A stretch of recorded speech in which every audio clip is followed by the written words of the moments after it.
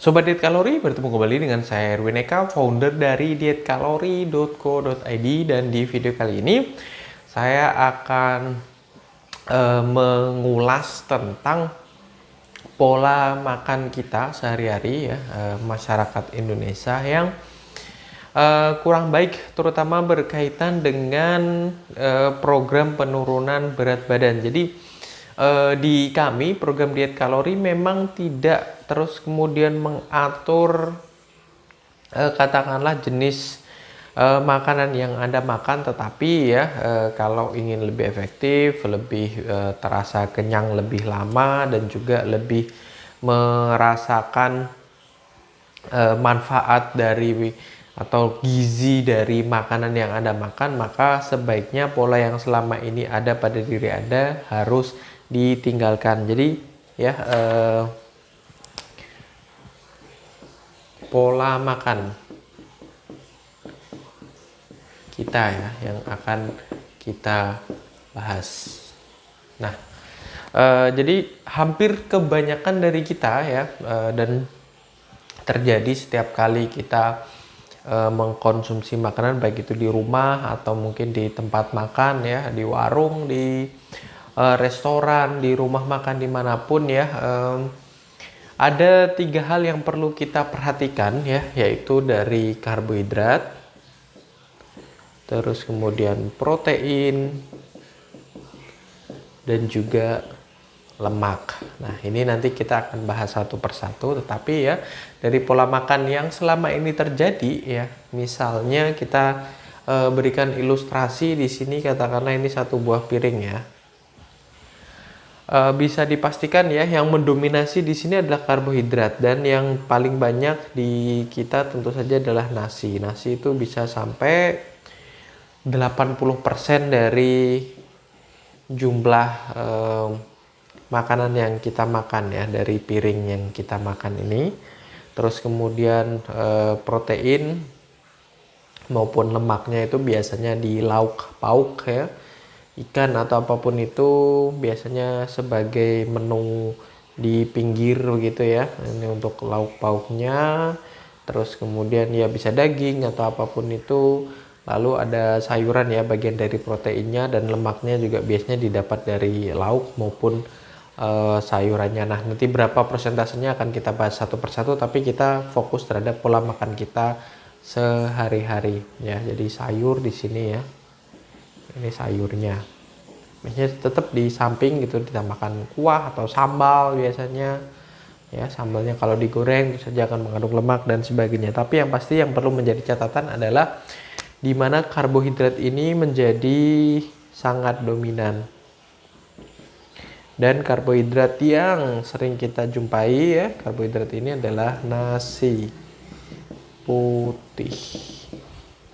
Nah, apakah ini salah? Bukankah program diet kalori tidak terus kemudian menganjurkan kita untuk mengganti nasi putih atau menghindari nasi putih atau sama sekali tidak mengkonsumsi karbo?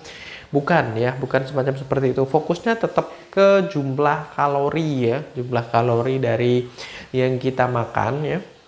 Hanya saja ya, kalau kita didominasi oleh karbohidrat ya, ini yang misalnya katakanlah sampai dengan 80% begitu ya, dan sisanya nanti di sayur serta ikannya, bahkan kadang ada yang banyak sekali yang nggak pakai sayur gitu ya, hanya sebagai lalapan saja sayurnya misalnya, itu pun masih lebih baik ya kalau pakai lalapan begitu. Tapi banyak yang tidak pakai sayur sama sekali begitu, hanya pakai ikan, ayam goreng, crispy dan sebagainya, ditambah saus tomat, saus sambal gitu yang kadar lemaknya dan sebagainya. Jadi hanya nasi dan terus kemudian ayamnya seperti itu. Dan ini yang lumrah terjadi. Nah, terutama kita fokusnya ke nasi putih atau yang menjadi dominasi di sini. Memang nasi putih ya, kita tidak menganjurkan untuk menggantinya dengan beras merah atau dengan kentang atau karbohidrat kompleks yang lainnya dan sebagainya, karena notabene memang nasi putih ini paling banyak kita jumpai di kehidupan kita sehari-hari. Kita nyari makanan lain di tempat-tempat di sekitar kita selain nasi itu rasanya akan sangat sulit. Dia paling malah misalnya bakmi atau bakso dan sebagainya, atau pasta mungkin yang notabene malah kalorinya lebih banyak seperti itu. Jadi bukan maksud saya untuk mengganti nasi putih, begitu boleh gitu ya. Cuman kalau seperti ini ya, porsinya ya yang memang lazim dijumpai terhadap diri kita, itu kita akan gampang sekali untuk merasa lapar gitu. Nasi putih itu punya sifat yang dia itu karbohidrat yang simple begitu, mudah sekali dicerna begitu, langsung masuk ke pencernaan kita, langsung terserap terutama dari glukosa di dalamnya yang bisa mensuplai energi untuk kita. Jadi nasi putih ini ya kalau dari menurut sejarahnya itu memang banyak sekali dipakai begitu oleh pemerintahan Belanda dulu ketika masa imperialisme begitu, untuk memberikan makan ya rakyat kita yang waktu itu masih dijajah, untuk waktu itu program kerja Rodi seperti itu. Kalau makan mereka cepat sekali ya, yang tadinya lapar begitu, lemes gitu, kalau dikasih nasi begitu akan segera menggantikan energi yang hilang, yang membuat mereka siap kembali untuk bekerja seperti itu. Jadi dia memang sangat cepat dicerna dan secara otomatis juga akan menimbulkan efek kita cepat lapar gitu, cepat pengen makan lagi dan sebagainya. Beda kalau karbohidrat kompleks begitu ya, misalnya beras merah atau mungkin ubi-ubian ya yang kaya akan serat dan sebagainya, itu akan lebih butuh waktu untuk dicerna dan akan membuat perut kita tidak gampang lapar. Hanya seperti itu saja. Dan yang perlu kita tekankan lagi adalah ini loh 80%-nya atau pola makan yang semacam seperti ini gitu ya, yang sering terjadi. Jadi kita kalau mau memberikan ilustrasi kepada Anda sekalian ya, misalnya ini piring ya, untuk karbohidrat, protein dan lemak ini, karbohidrat itu bisa sekitaran 50%, protein 40%, kemudian lemaknya 10% saja. Nah ini paling ideal itu segini gitu. Jadi mungkin di program diet lain program diet lain ya, maksud saya karbohidratnya dihindari, proteinnya diperbanyak, lemaknya dihindari atau lemaknya dibanyakin, proteinnya dibanyakin, karbohidratnya nol dan sebagainya. Tapi paling ideal ya, dari apa yang saya pelajari ya sampai akhirnya saya mendapatkan sertifikasi di bidang nutrisionis, itu adalah semacam seperti ini gitu. Jadi 50-40. Jadi untuk karbohidratnya entah itu nasi atau apa, itu hampir berbagi dengan proteinnya. Jadi bukan lagi yang seperti ini, tapi yang ini untuk karbohidratnya dan hampir sama untuk proteinnya, semacam seperti itu. Terus kemudian protein juga didapatkan nanti, mungkin di sini ada lemaknya, dan dari sayur-sayuran juga, sayurnya juga harus banyak.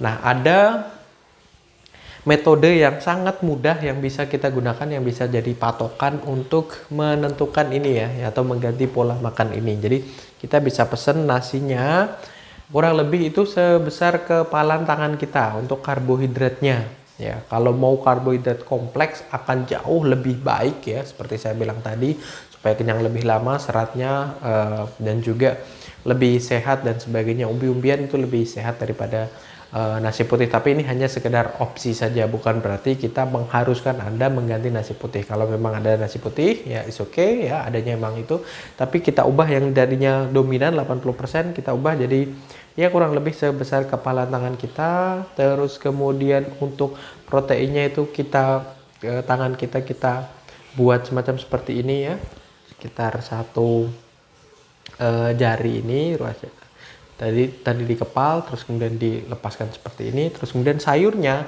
dua semacam seperti ini ya. Jadi segini ya, dua buah jari kita semuanya ya, dua ini ya, itu sebagai clue atau petunjuk yang bisa membantu kita setiap harinya ya. Ini dalam setiap hari jumlahnya paling tidak seperti ini patokannya ya, bukan paling tidak sih sebetulnya ya, segini gitu loh.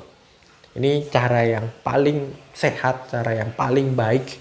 Jadi karbonya segini, terus kemudian proteinnya yang didapat dari lauk pauk dan sebagainya itu kurang lebih segini gitu ya, tipisnya juga kurang lebih semacam seperti ini. Dan sayur mayurnya 2 buah jari kita buat semacam seperti ini. Dan sekali lagi ini patokan saja, ini sebagai ilustrasi saja, sebagai gambaran saja kepada kalian yang tadinya nasinya segini, lauknya segini ya, terus kemudian sayurnya juga segini paling. Nah ini harus diubah, sayurnya segini, lauknya segini, terus kemudian karbohidratnya nasi atau ubi-ubian dan sebagainya itu sebesar kepalan tangan kita. Dengan seperti itu akan lebih sehat, lebih lama kenyangnya, dan juga lebih terjaga untuk berat badan kita seperti itu. Dan juga prosesnya juga harus diperhatikan, bukan berarti mentang-mentang sudah segini terus kemudian digoreng, minyaknya banyak, lemaknya banyak, kalorinya juga otomatis akan banyak. Terus kemudian sayurnya juga yang dengan disajikan dengan ditumis otomatis akan berbeda dengan ketika direbus atau dikukus semacam seperti itu. Di video saya yang lain mungkin akan saya bahas tentang proses penyajian dari makanan ini yang masing-masing memiliki jumlah kalori yang berbeda-beda meskipun bahan dasarnya sama seperti itu. Oke ya, saya rasa itu yang ingin saya ingatkan sekali lagi adalah berkaitan dengan ini ya. Sebaiknya yuk kita mulai menghindari pola makan yang selama ini ada di diri kita. Ini kan lebih mudah gitu, mungkin tidak mengganti nasi putihnya, tapi kita kasih pesen aja nasinya sekian aja gitu ya. Terus kemudian boleh nambah sayurnya, terus kemudian ikannya, lauknya, semacam seperti itu. Jangan sampai karbohidrat ini menjadi terlalu dominan di piring yang akan kita makan, semacam seperti itu. Apalagi kalau kita masak di rumah akan sangat jauh lebih bagus begitu, kita bisa benar-benar menakar dengan clue tadi ya, 1, 2, dan 3. Oke, saya rasa itu mudah-mudahan bermanfaat bagi Anda sekalian ya. Jangan lupa subscribe, terus kemudian like, comment, dan share, dan follow juga sosial media kami yang ada di bawah ini ya. Ada podcast di Spotify, ada Instagram, ada Facebook juga. Silahkan di follow, di like ya. Terus kemudian ya saya akhiri, sampai bertemu kembali di video-video kita berikutnya dari dietkalori.co.id.